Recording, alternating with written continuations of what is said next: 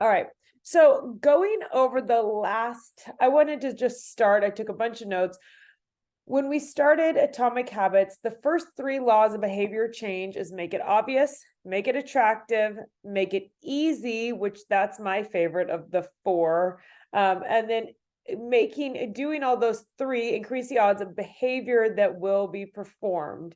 The 4th law of behavior change is make it satisfying, and that increases the odds that you'll want to do it again, right?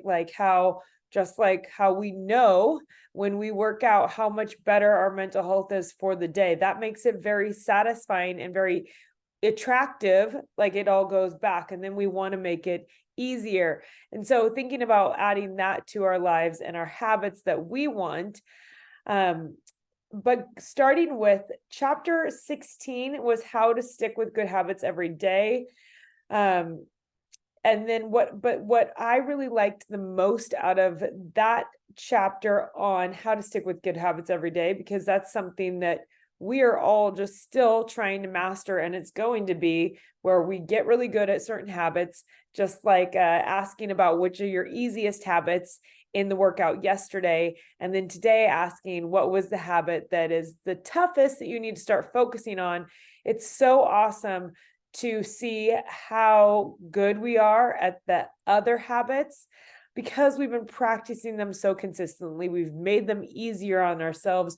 We've put it in our day where it works, and that's why it's getting easier and easier. But there were some really awesome and interesting points when we get further in the book. But I like that he says never miss twice. If you miss a day, try to get back on track as quickly as possible. And so when I was going through my initial fitness journey and really breaking through food addiction and setting up all these habits 20 years ago, I had to go actually minute by minute. And I think that that's important to go all the way back to, if you never miss twice. If you miss, try to come back quickly. But I remember setting alarms for basically every reminder, and this is pre-phones, but I had alarms for so many different reminders. And I would tell myself when I was tracking my fitness, when I was tracking my food in a written journal, I would say, okay, now I'm not going to look at this. I'm going to set an alarm, or I'm not going to think about this again until 3:30 or 6:30. So I had a lot of structure so that I broke it down into 3 hours. If I could just make it through the next 3 hours with positive self-talk, or I can make it just through the next 30 minutes, staying out of the kitchen and staying focused on a project. That helped me so much. And then if I missed, it was easy to come back because it wasn't a whole day gone or 2 days or 3 days gone. It was just literally down to the 30 minutes. So that really helped me never miss twice, because I had short, realistic goals that I was setting. Is there anything that you guys had taken from earlier in the book that you had applied that you have thought that really was super helpful?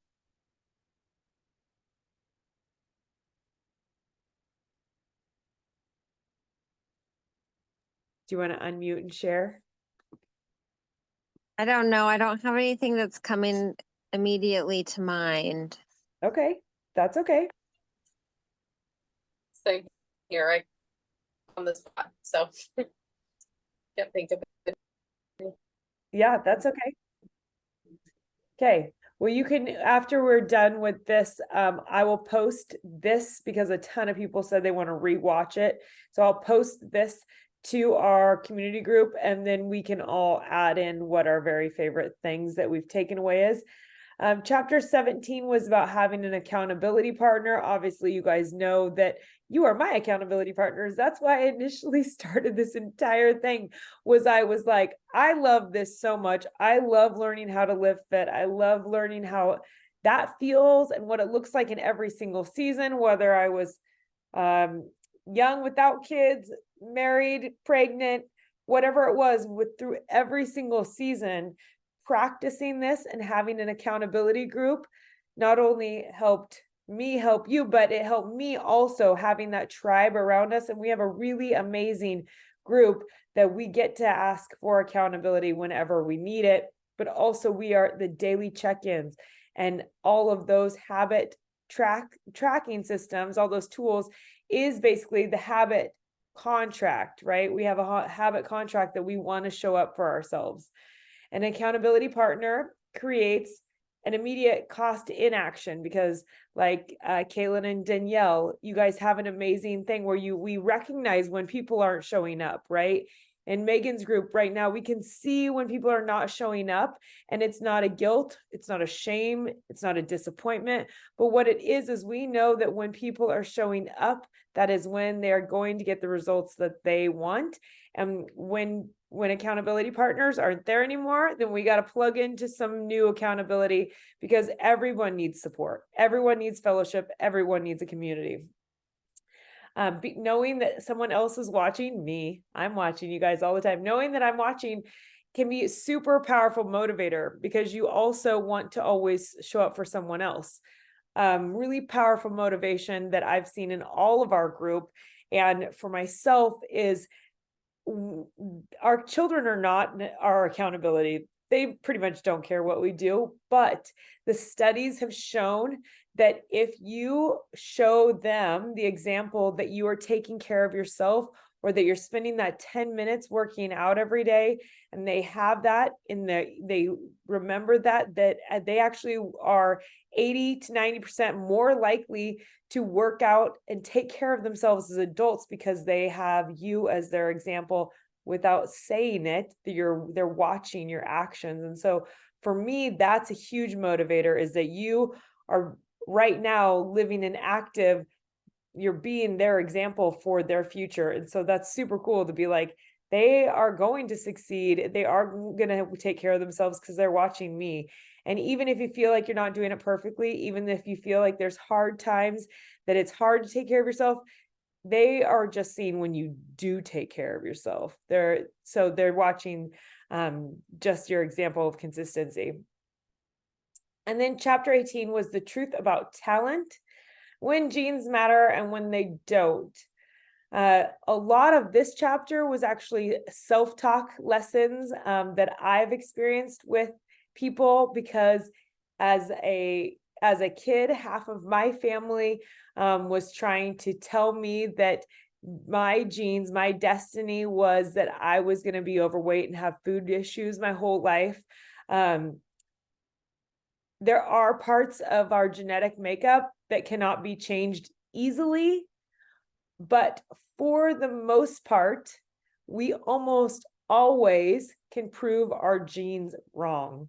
So this says that genes are not changed easily, but you can, through habits and consistency, overcome to be the best version of you. So if your whole family comes from addiction or food disorders or morbid obesity or diabetes, that doesn't even need to be obese, or heart disease, all these things, it allows us to be the silent inspiration in the family. Some people don't fare well to that. I've had that experience actually with clients where their families were really upset because then they saw that it wasn't just what they'd used as their excuse, but they had seen their habits, the other lifestyle change, and then had to acknowledge that it wasn't entirely their genes that was their fate, right? They could do something about it. I think that's so exciting. Let's see. So talking about using your strengths though. So with your genetics, and what are your strengths? So if you have if you're really strong genetically, you have a family that everybody's typically stronger or puts on muscle easier, or you have a super strong cardiovascular system more naturally than others. Use your strengths to focus on that being your positive self-talk about that, how that's making it easier and making you thrive basically in that area, and then focusing on others more.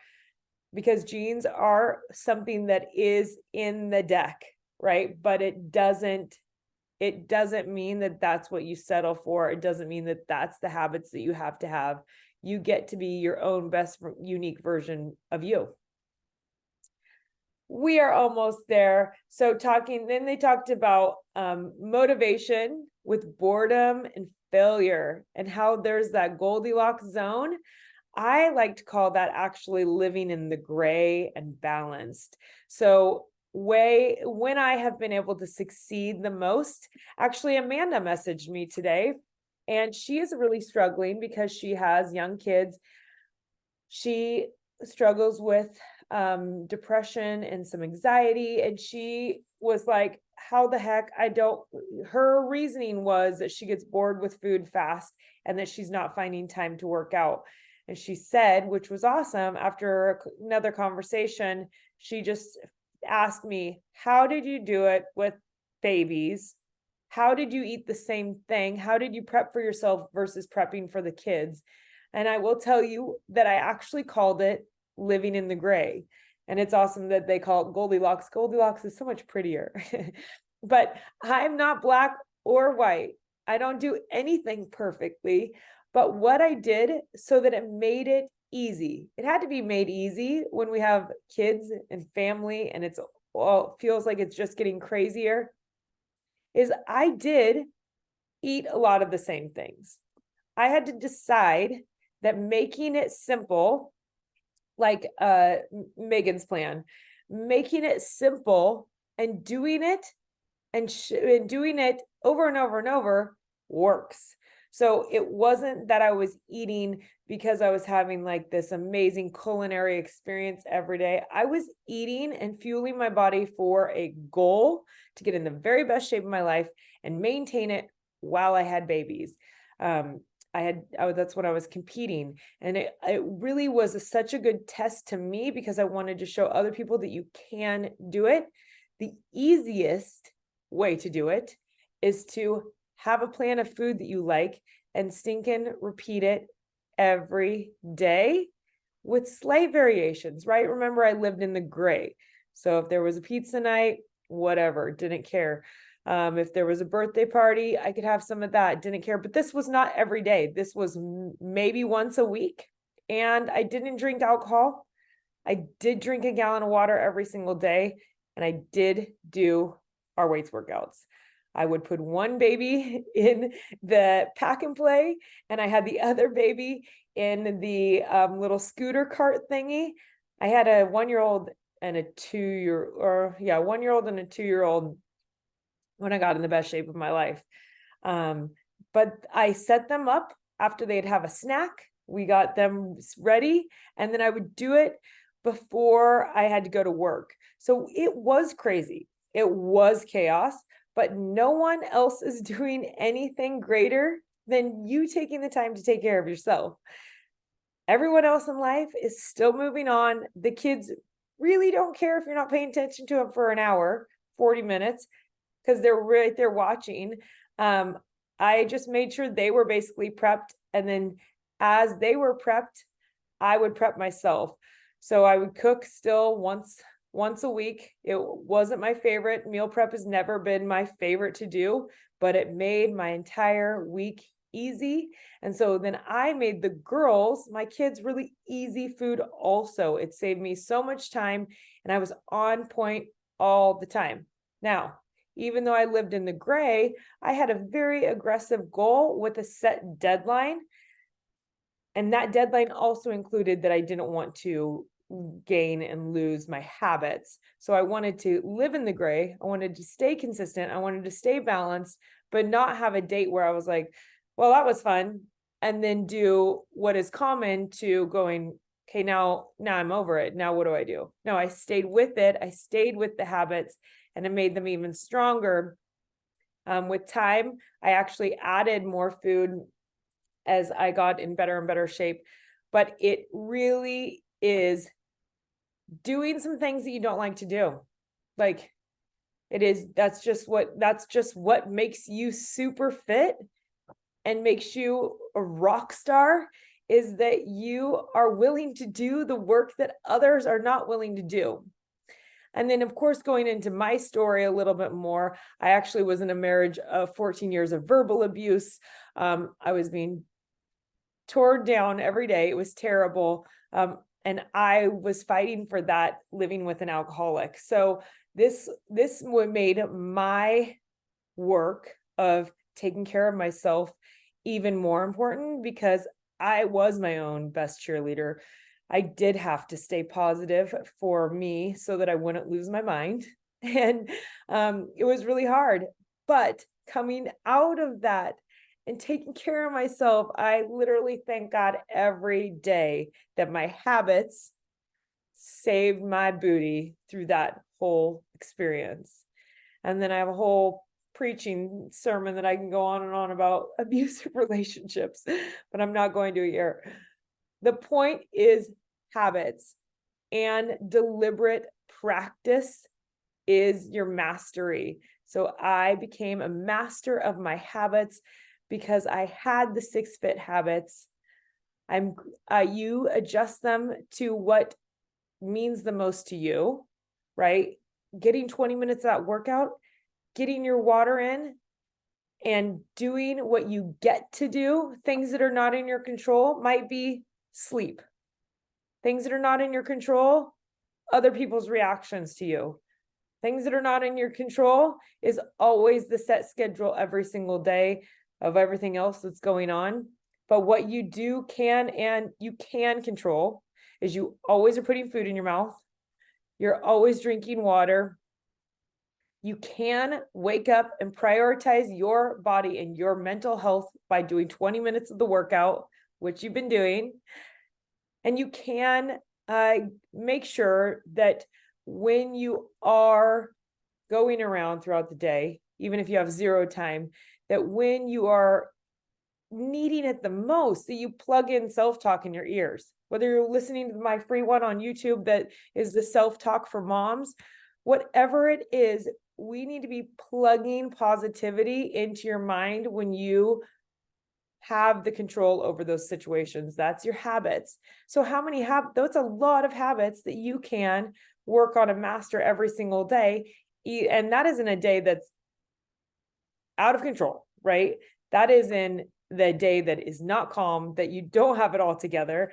And a lot of times that's how it goes. But then as you get through those seasons, it gets better and better, and you will be so thankful that you were practicing these amazing habits. Okay, so the Goldilocks rule is the zone, my gray zone, where it's balance. It's not black or white. It's not perfection. The greatest threat to success is not failure, but boredom. Be okay with being bored. Be okay with being bored. No one is living a thrilling life, eating whatever they want, not moving their body, and staying on antidepressants. That is not exciting. So be okay being a little bit bored with the right habits so that you succeed. As habits become routine, they become less interesting. They become less satisfying, and you get bored because you're just in routine.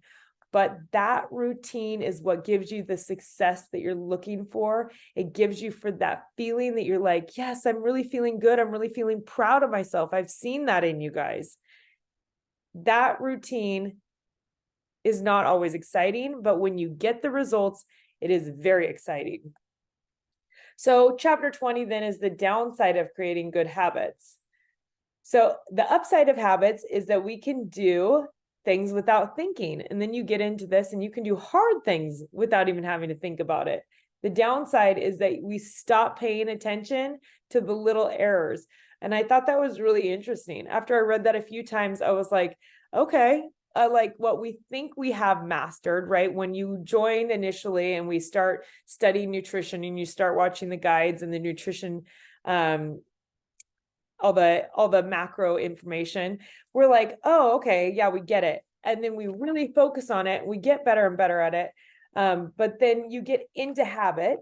And then in the positive of being so good about your habits, it's easy to let little errors slide. And so going back to the habits that work for you, that are natural, and then focusing on the one that you need to work on the most, or the one that makes you feel the best. Maybe the one that makes you feel the best is just the workout, and you're already doing that, and that's amazing. So you keep up that habit with deliberate practice, and you become a master of it. So let's see, it says the reflection and review is a process that allows you to remain conscious of your performance over time. That is your weekly check-in. So reflection and review is a process that allows you to remain conscious of your performance over time. That's why in this program, regardless of the challenge that we're in, you do a weekly check-in no matter what. An amazing example of this, you guys are great at this also, but the amazing is Christina in this group. She did 1 or 2 challenges over the last year and a half now. Has not done all of them, but has never missed a check-in. She's down over 50 pounds, which wasn't even the reason that she started. The reason that she started was for mental health and to get stronger. Her physical shape and health are phenomenal. And she has had really, really rough year with her kids. They're grown up and they have had a lot of different issues. And so her personal life struggles are still there, but she is crushing it because every week she is reflecting and reviewing the process so that she is staying plugged in. She is remaining conscious of her performance. So that eliminates what it said, what I took notes on above, the stop paying attention to little errors. The weekly check-in and your reflection allow you to not miss things. I just love that. Okay, so we'll go over the conclusion next week, but I want to remind you again, habits plus deliberate practice equal your mastery. You're doing it right. Your habits plus deliberate practice every day is your ticket to mastery. I hope that this fires you up and you remember it's okay to live in the gray. It's okay to get off track and get back on really quick. It is okay to be bored out of your mind. No one is doing anything greater that needs your attention than you taking care of yourself first. And then that's going to be taking care of your kids, right? That's going to be taking care of your family. You're going to be able to better serve the rest of your community. Reflection and review is a process that allows you to remain conscious of your performance over time. Weekly check-ins, keep doing them, keep showing up, keep sharing. It's amazing to share with your workout, your accountability groups, share with the tough days. That's okay. And then also reflect and notice a pattern.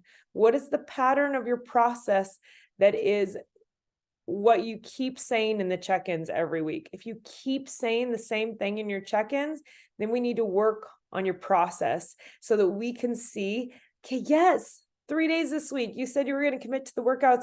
3 days this week, you did it. That is a win. Or you say, I'm going to do I'm going to get my water and I'm going to master my self-talk this week. All you have to do is listen to it, drink it. It's not extreme. It's just consistency, and you can do it. And then the tighter we cling to an identity, the harder it becomes to grow beyond it. I'm going to say that again. The tighter we cling to an identity, the harder it becomes to grow beyond it. I want you to let go of even last week's identity, what you were identifying as with your struggles. And I want you to hold tight to a new identity and identify as the woman that you want to be. Who are you? I want you to say, I know what I want and I know who I want to be. If you don't know what that looks like, or if you don't know who that is, I want you to write that down. We have to have a vision of where you're going.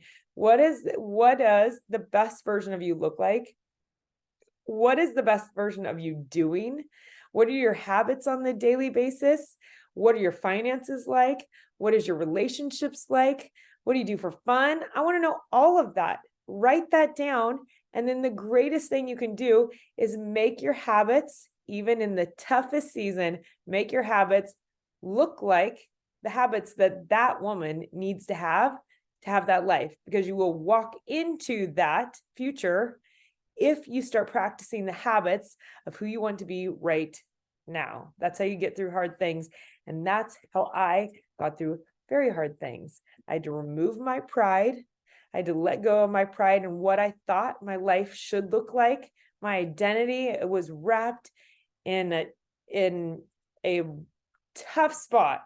And I was fighting for an identity that was toxic and wasn't for my best good, and also didn't align with my values and my faith. When I finally let down my pride, when I decided to hold on to a new identity, my life changed and I was able to release so many toxins. And that is just like every habit that we have, whether it's health and fitness or not. Health and fitness plays into every single part of your life. Your health and your fitness, how you feel about yourself matter in every single area of your life. It will improve every single area of your life. But that's my challenge for you. Write down who you want to be. What does that woman look like? And then we're going to talk next week about the conclusion of Atomic Habits. This is so amazing. I could literally re-listen to this on Audible, reread it over and over. I love this book so much. Again, and go to atomichabits.com and check out the parenting information, the business information, super good stuff there. So I hope that this was a great conversation for you and you're motivated to get back into it, go all in, and then see that what habit is working for you and which ones are not serving you, that you can replace with the good ones. You got it. I know you can do it. I'm excited to share this with the rest of the group. And below, please write down what your greatest aha from Atomic Habits is and what habit you are going to start focusing on even more, because that one is going to be the one that helps you the most. Bye, guys.